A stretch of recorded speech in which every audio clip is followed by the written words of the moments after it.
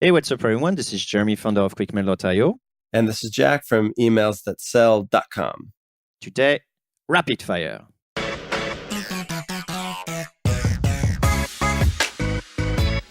Okay, so we dive right in, classic rapid fire style. Number one, is there anyone that I should never cold email? Yes, the people responsible for GDPR and killing spam. Great answer. Anybody else? Existing clients, maybe. Sometimes it doesn't look too good. Like you're sending a cold email to one of your clients, just telling them how great your product is and they should try it. Not the best thing. Right. And the last thing I'll say is people from a different culture that really can't hold your style. So it's not really people per se, but it's more like a culture and a language. So like reaching out to Germans with very casual, exactly, short emails. Exactly my thoughts. Exactly. What do you got, Jack? The only two I've got here, you said one of them. The other one was your competitors. So you definitely don't want competitors finding your cold emails. Hopefully your cold emails are really good and you wouldn't want them to fall in the wrong hands. But last thing here, use your DNC list, your do not contact list to make sure that the right people hear from you and the wrong people don't. Number two, Jeremy, I'm already getting customers through inbound. Should I bother cold emailing? All right, so I'm going to say maybe not. It really depends on your growth goals, right? But if you're winning customers via inbound, chances are you can win a bunch more by adding an outbound effort. Yeah, I mean, that's exactly it. We talked about it in past episodes. Let's move on. I just got a really nasty cold email reply. How can I bounce back from that rejection? What's your take on that, Jack? Go into your folder where you keep your positive replies, your warm leads. Pull out some of those leads that have become customers, great customers from. Think about how you've changed their lives for the better. And just remember that rejection is a part of life. It's a part of cold email. Drink some more coffee and move on. In fact, we know this. Even the best cold email campaign actually leads to rejection. So from time to time, it's part of the game. You have to deal with it. And in episode number 3, we go over some of the tactics that you can go through to never really see a really harsh rejection. And if it makes you feel better, keep in mind that cold email campaigns that generate millions of dollars for their companies, they get the occasional terrible email. You caught someone on a bad day. It's not you. It's not personal. Keep moving along. I always respond really harsh to every cold email I'm receiving. So no matter what, it's just a rule. No, I'm kidding. Let's move on. Next question. Jeremy, what should go into my signature? You could go with quite a few things. It depends on your strategy. But one thing I really like is leveraging on Google. So Google kind of like have that. If you have YouTube, for example, as a link, then it will put the preview. So it's kind of like an easy way to sort of like put a picture without putting a picture in it. And then you don't necessarily need to track the links. So it's pretty cool. I'll use something like that on top. And again, it depends. If you want, maybe you can have case study that really highlight exactly what you have without pushing it forward. It's a pull versus push approach. And again, depending on a lot of things, you can also put your title or adapt your title to your target audience. And maybe a link to your LinkedIn page as well, if you want them to check you out because they need some authority, or there is some authority here that you can display. But the last thing you can do is effectively some logos showing certifications. Sometimes, again, it could show authority. So you could have approved by Google or, super endorsed by Yelp or whatever kind of thing that you can actually put that shows authority if you want to play on authority. What do you got, Jack? You covered a ton of good things here. I've got the video link notes. I like to keep a signature pretty bare bones in order to give my deliverability the best chances. But if you're up for testing, include some logos and pictures. I think sometimes it can work depending on who you're reaching out to. And one last thing I would say about the signature is like when you go on the follow-up mode, don't put the whole signature again. I mean, especially if you're replying to your own email, just do a small minimum here for sure. So when I reply, I'm just putting, the first name. Yeah. And then they can see the rest of it. Exactly. All right. Moving on. Should I auto forward my cold email replies to my main inbox or keep them separate? Okay. So let's say I see this question needs a little bit more elaborating. Let's say I've got my email that I use at work and I've just created a new domain and a new account just for cold email. I want to know if I should have all of the responses be auto forward into my main inbox or if I should keep those two accounts separate. Yeah, the context is important, and it's exactly that. So your main domain doesn't get blacklisted. That's the idea, right? I mean, it depends on your workflow, but personally, I have that. So my cold email actually redirect to my main things. Never was a problem. People don't really check, honestly. They don't really care because the conversation already started. I mean, it's not like I start a conversation with Jack and then the reply is Jeremy kind of thing. You know, at least you keep the same name. So that makes it like, congruent.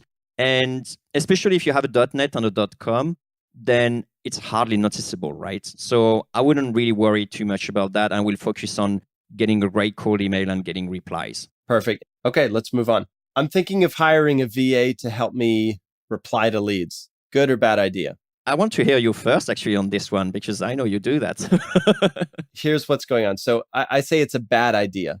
Unless your VA is, I have in my notes here, a sales assassin.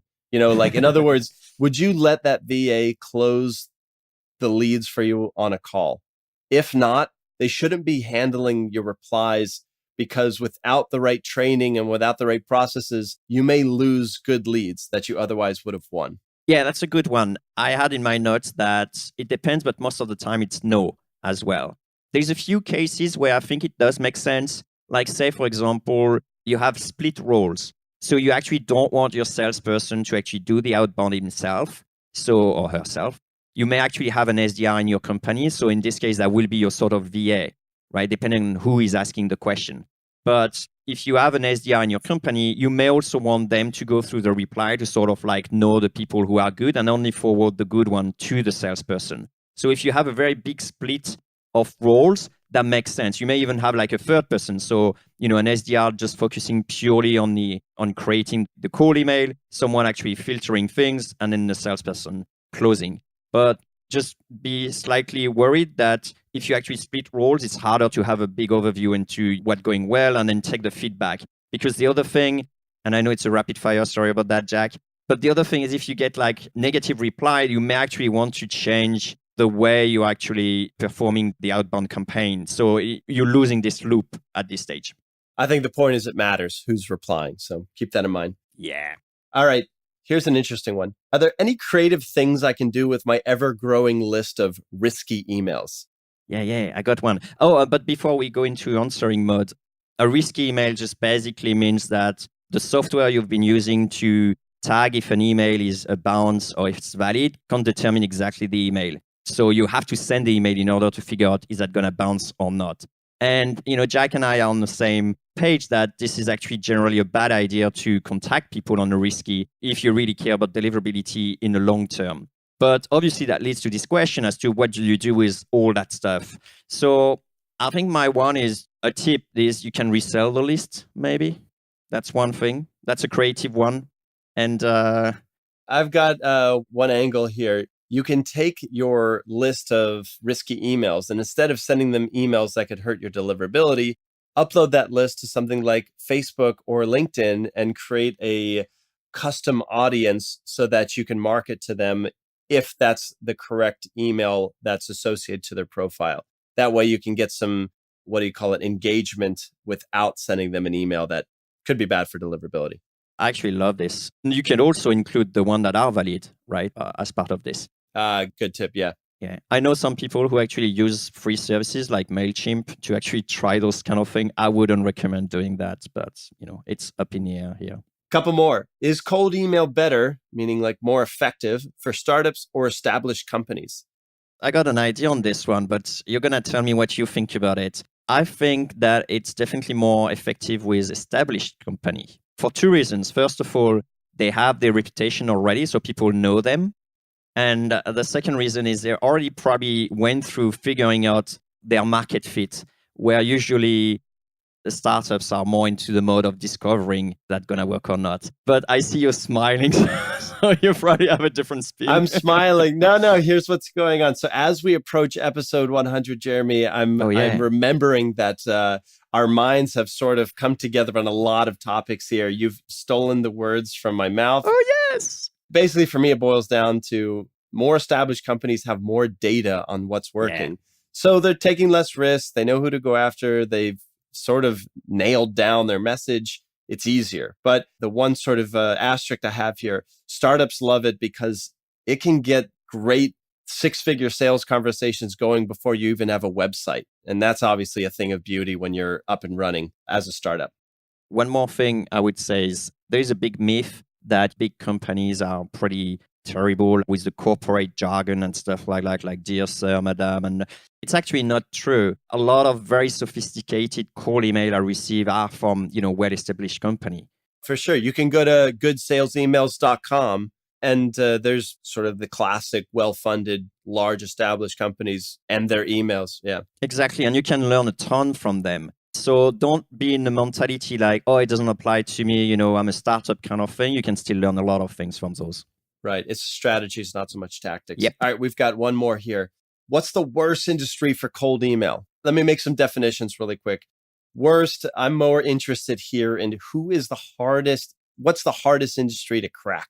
What job profile, what kind of company would just give you devastating reply rates if you tried to reach out to them, right? Easy. I mean, whatever industry doesn't have access to computer, that's one thing.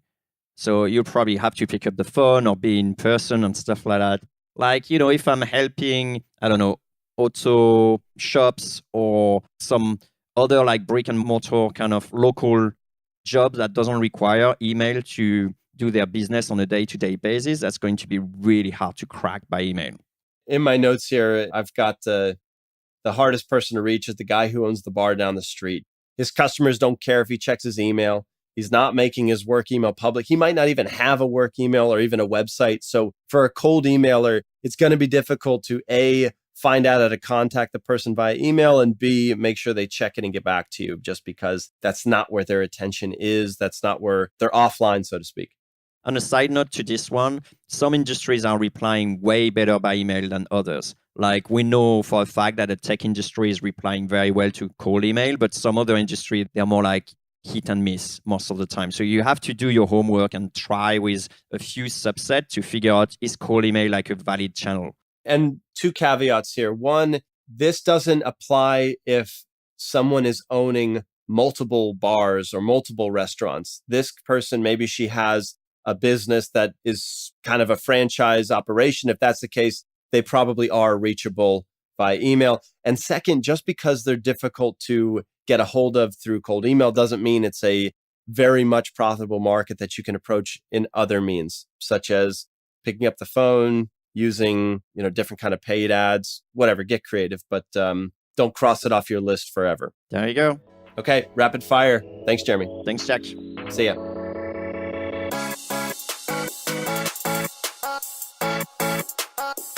Hey, cold emailer. Yeah, you.